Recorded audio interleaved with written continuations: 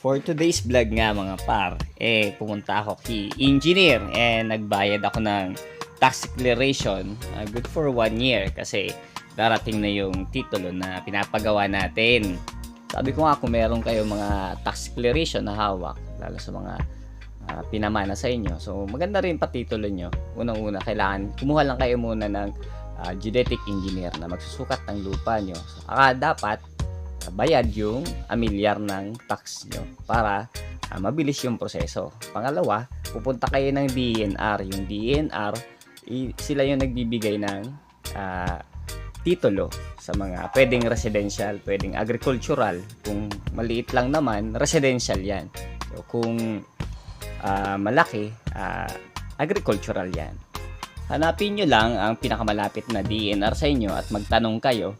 Dalhin nyo yung tax declaration at ano yung hawak nyo para malaman nila kung ano yung mga requirements na ibibigay sa inyo.